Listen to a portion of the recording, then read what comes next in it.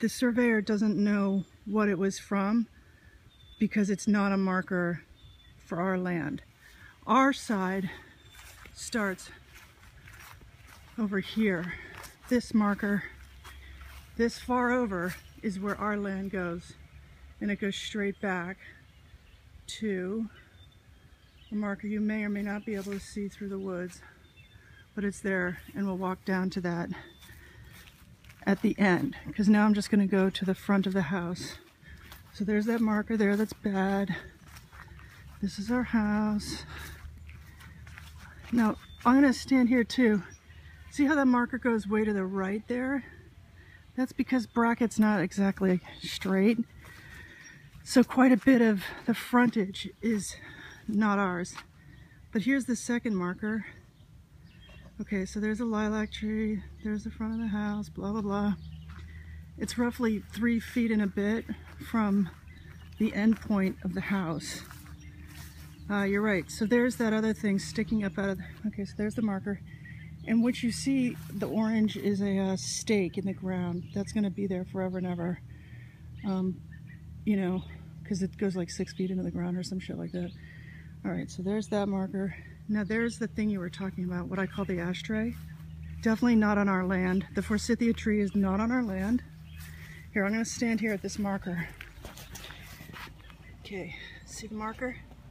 This is our land, straight down. Pretty much straight.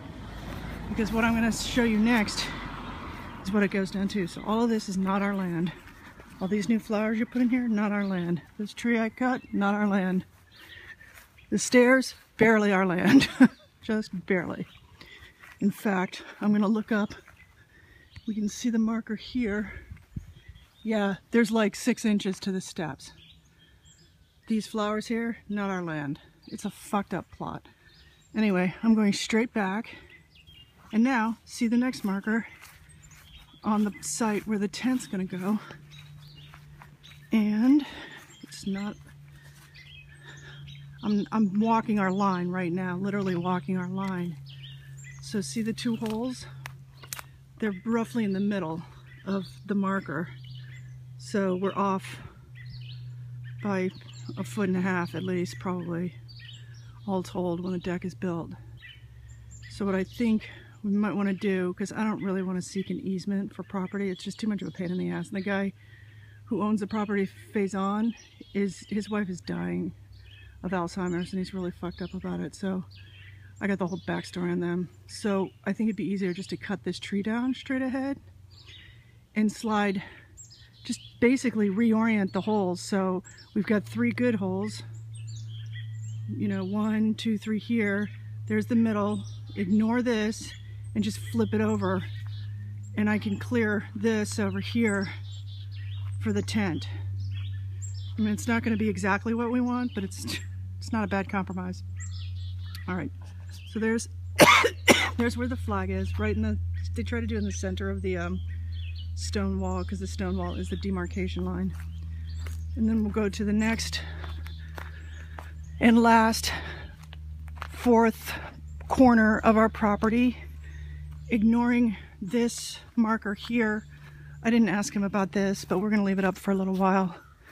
This is the last marker for our property.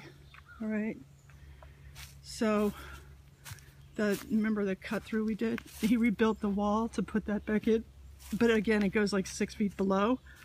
So if we look straight up from here and we find the other flag, which I can't seem to find. In the fall I could find it because the brush would be gone. This is all ours. Everything to the left of this is ours. All right, so the wood stacks that I did, all that shit's ours.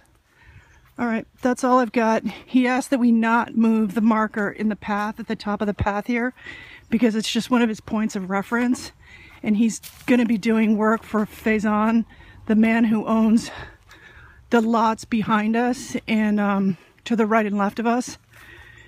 So not to do that. I mean, like the markers here on the ground. I can't see it from here, the marker, but it's pretty far over. I think it's further over than we thought. Yeah, there it is. It's between the, there's a stand of 3 trees there. It's between the 2 left ones. All right, that's it. I'll send this to you now.